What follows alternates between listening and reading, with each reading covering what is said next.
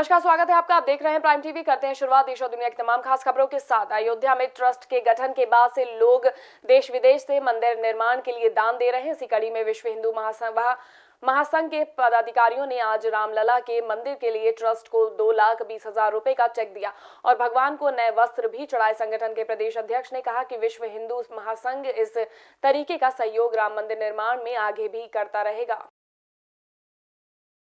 माननीय अध्यक्ष और उसके सभी कार्यकर्ता उपस्थित होकर के उन्होंने भगवान रामलला को 56 भोग का प्रसाद अर्पित किया।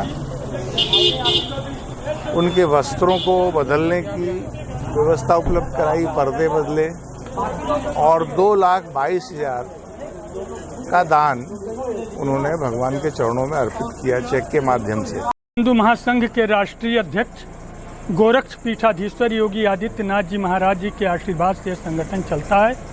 हमारे प्रदेश महामंत्री श्री ओम प्रकाश यादव जी का और धर्माचार्य प्रमुख हमारे महंत डॉक्टर हरिओम पाठक जी का एक प्रस्ताव था कि हम लोग भी इस मंदिर निर्माण में कुछ सहयोग करें।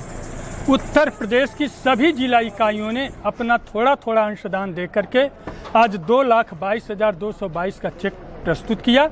जैसा कि हमारे वरिष्ठ उपाध्यक्ष अतुल सिंह ने कहा कि ये हमारा आखिरी नहीं है, हम इस प्रकार का कार्य करते रहेंगे। मैनपुरी में राज्यसभा सदस्य हरनाथ सिंह यादव ने अपने कार्यकर्ताओं के साथ मिलकर मंडल प्रवास कार्यक्रम का आयोजन किया। कार्यक्रम को संबोधित करते हुए हरनाथ सिंह यादव ने कई बातें कही। किसान बिल को लेकर हरनाथ सिंह यादव ने कहा कि उन्हें भड़काया जा रहा है।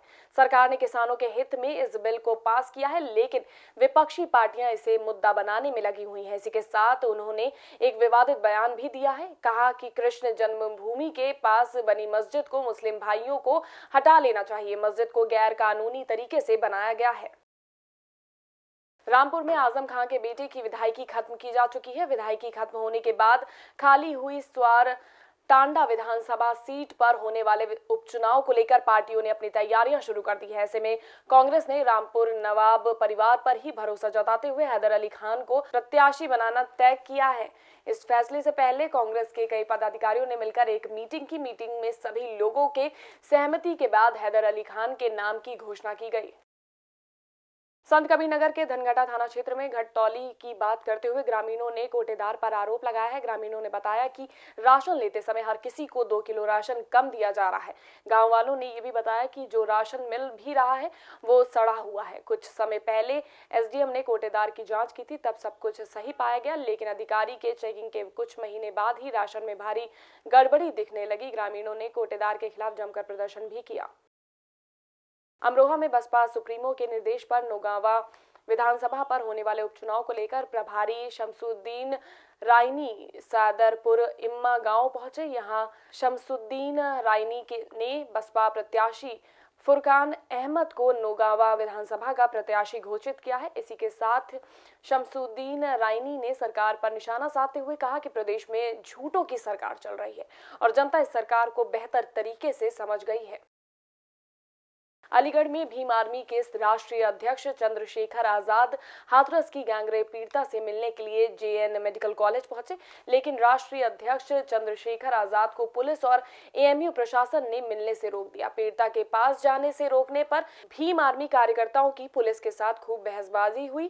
कार्यकर्ताओं के साथ हुई इस बहस में पुलिस ने कई गाड़ियों को रोका। उसके बाद पुलिस ने कई गाड़ियों को अपने कब्जे में भी ले लिया। अमरोहा के हसनपुर कब्जे में इंटर कॉलेज के मैदान पर बिना अनुमति के कराई जा रही दौड़ को पुलिस ने रुकवा दिया। इस कार्यक्रम में मुख्य अतिथि के तौर पर सपा के पूर्व कैबिनेट मंत्री कमाल अख्तर शामिल हुए थे। दौड़ को रुकवाने के मामले में पुलिस की ओर से जानकारी दी गई है कि कोरोना संक्रमण को लेकर शारीरिक दूरी के नियम का उल्लंघन किया जा रहा था और उस दौड़ में काफी भीड़ इकट्ठा हो गई थी, इसलिए कार्यक्रम को रुकवाना पड़ा। सपा पार्टी के अनुसूचित जनजाति प्रकोष्ठ के प्रदेश अध्यक्ष अपने दौर पर बहराइच पहुंचे। यहां पहुंचने के बाद अनुसूचित जनजाति के प्रदेश अध्यक्ष ने योगी सरकार पर जमकर हमला बोला। उन्होंने कहा कि इस सरकार के आने के बाद दलित लोगों पर अत्याचार बढ़े हैं। एससी एसटी वाले छात्रों की बेवजह पिटाई की जा रही है। इसके बाद उन्होंने दावा करते हुए कहा कि प्रदेश में इस महीने में ही अनुसूचित जाति के 15 से 20 लोगों की हत्याएं हुई हैं, जिनकी एफआईआर तक दर्ज नहीं हुई है। देखिए, इतना क्रूर सरकार हम देखे हैं, कांग्रेस सरकार हम देखे हैं, भाजपा की सरकार, हम लोग देखे हैं चौधरी चरण सिंह के सरकार, इतना क्रूर सरकार कोई नहीं है होगा जितना क्रूर सरकार कर रही है हमारे साथ। नौजवानों के मारकर, छात्र छात्राओं को पीटकर बेतमीजी से जेल में डाल दिया जा रहा है।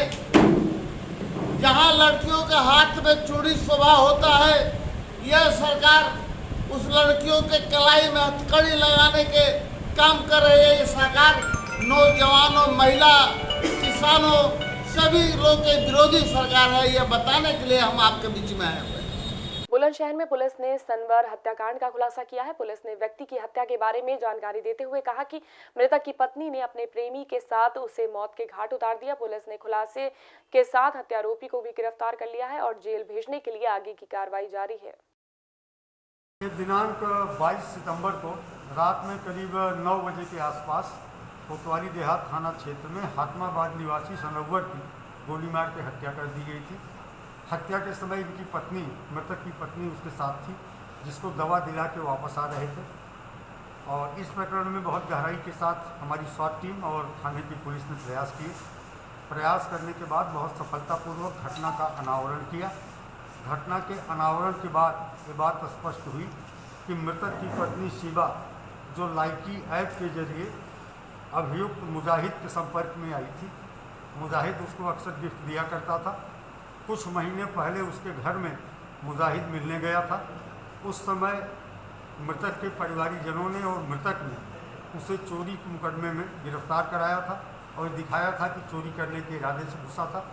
लेकिन अब जाके बात स्पष्ट हुई है कि पत्नी शिवा से उसके इलिसिट रिलेशंस थे और उन्हीं संबंधों की वजह से पत्नी ने मिलकर के हत्या की घटना कारित कराई है। पत्नी का ये कहना है कि उसके पति, जिसकी हत्या की गई है सनवर, उसने एक दूसरी पत्नी के साथ शादी कर ली थी, उसे शहर में रखता था, इसके साथ मारपीट करता था। तो पति के उत्पीड़न से व्यथित होकर के उसने इलिसिट रिलेशन डेवलप किए और अपने पति की हत्या कर दी। इस घटना में अभियुक्त से जो गिरफ्तार किया गया है, आला कत्ल पिस्टल 32 बोर, 2 जिंदा कारतूस, 1 खोखा कारतूस बरामद किया गया है। घटना में 3 अन्य अभियुक्त भी और हैं जो इसी के परिवार के रिश्तेदार हैं। उनकी गिरफ्तारी के लिए प्रयास किया जा रहा है। आजमगढ़ के तरवा लालगंज इलाके में दिन दहाड़े एक वृद्ध की गोली मारकर हत्या कर दी गई। लोगों ने पुलिस को घटना की जानकारी दी, जिसके बाद घटनास्थल पर पहुंचकर पुलिस ने शव को कब्जे में लेकर पोस्टमार्टम के लिए भिजवा दिया है। मृतक के परिवार ने कहा कि पुरानी रंजिश की वजह से वृद्ध की हत्या की गई है। देखिए, आज जो मैं भी मौके पे गया था और वो कुछ प्रथम दृष्टया आपसी विवाद लग रहा है, क्योंकि जो वृद्ध हैं उनके 2 बच्चे हैं और वो उन्हें ज़मीन नहीं दे रहे। रोड साइड की पूरी ज़मीन है, वो ज़मीन वो खाली भी पड़ी है। अब वो अपने लड़कों, अपने नाती के साथ रहते हैं। अभी उन्होंने गाजीपुर में 5 लाख रुपए की ज़मीन 1 बीघा बेची है, उसका पैसा भी अपने पास ही रखा था। तो ये पारिवारिक विवाद में उनकी हत्या हुई है और अभी 1-2 दिन में सभी स्थिति क्लियर हो जाएगी। कुछ क्लूज मिले हैं जो बहुत जल्दी वर्कआउट होगा।